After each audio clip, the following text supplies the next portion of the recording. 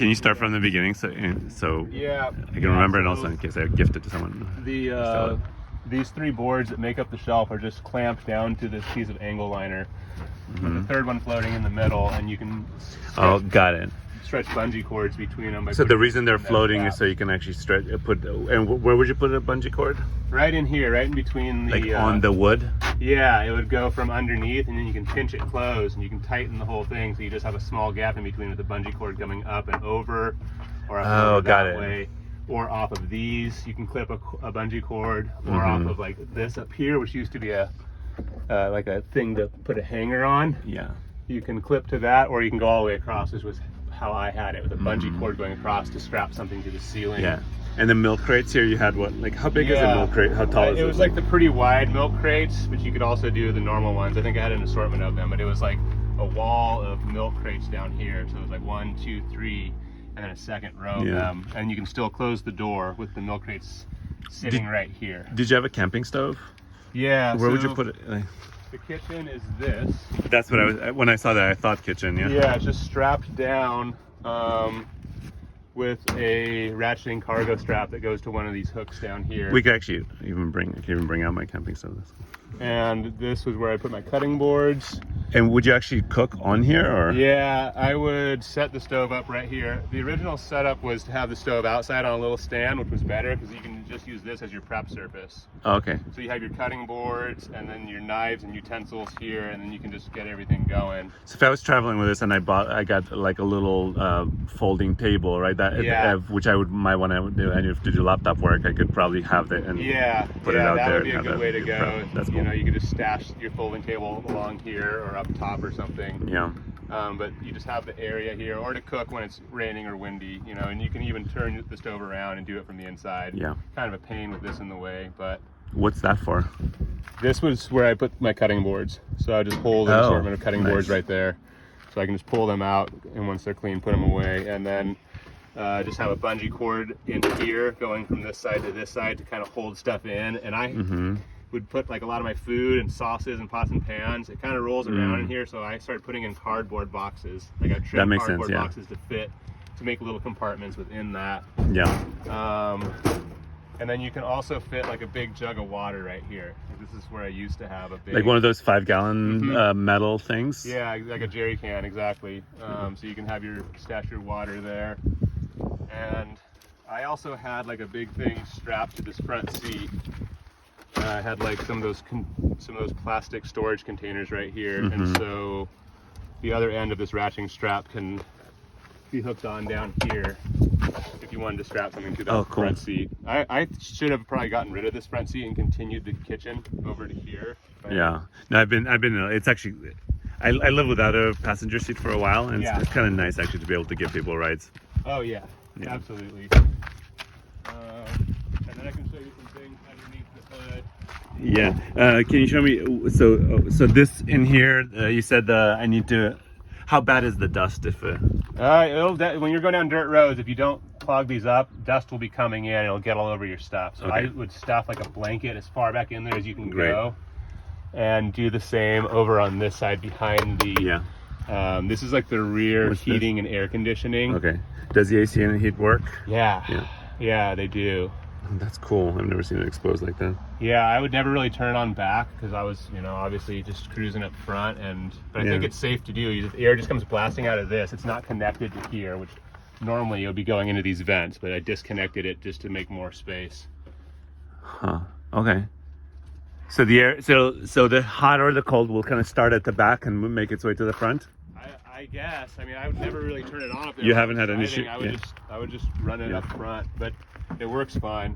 Cool. So the battery, when I put these clamps on, they're better than the stock ones, but I lost enough of the cable that it made it really hard to get the cable on there. So this, if you ever get in and it doesn't start, it's probably just this came loose. Okay. The positive where it goes into the clamp, there's barely enough space for the cable to make it. So that's something that will happen. It hasn't. It actually hadn't happened to me in a long time till the other day when I was messing with it. And is that separate from the? You said that there's something else with the battery that happens. Well, the battery will drain if you leave it parked.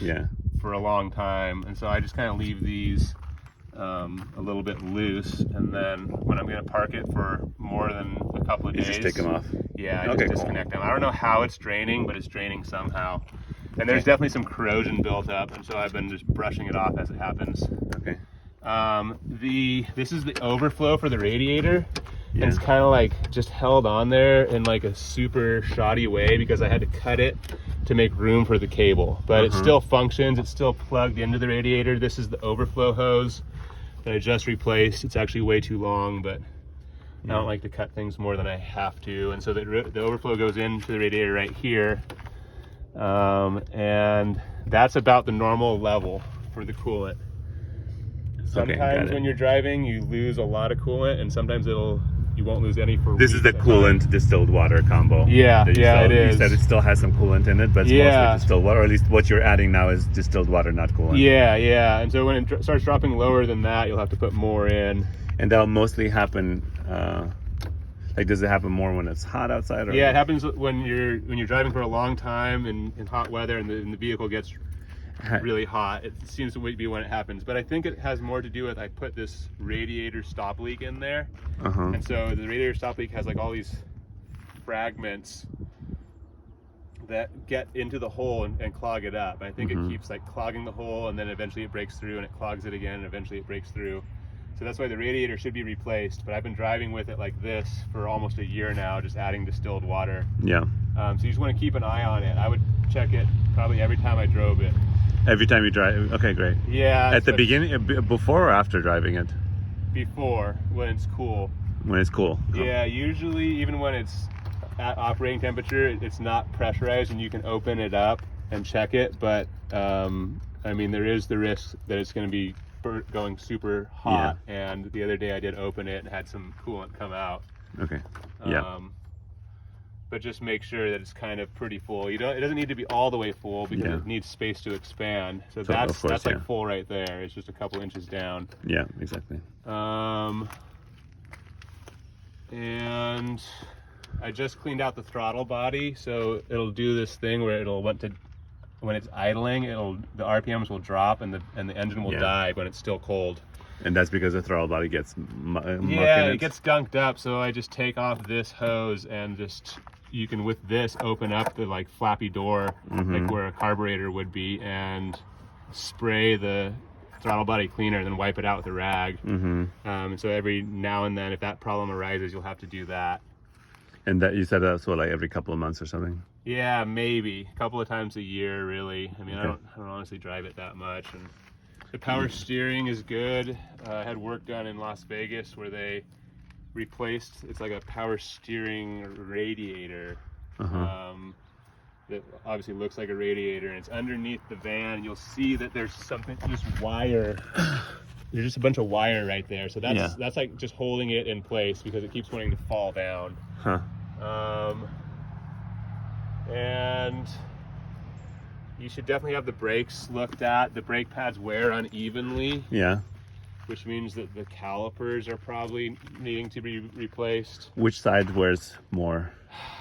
I think it's the driver's side that I keep having to replace the pads on. One of them will wear down at an angle where the other one won't be worn at all. And so I'm like swapping out, because when I replaced the pads, some of them were still good. So I'm just putting back in old pads. Which you can keep doing. You can just keep replacing the pad that's going bad, but technically that's not a good brake system. There's issues with the brake system and with the suspension. Got it. You don't feel it so much when you're riding, or maybe I just got used to it, but it actually rides really nice. And the engine runs, the transmission is fine. It'll make some funny noises, but it's been good. Cool. So yeah. That's about it. I think so, man.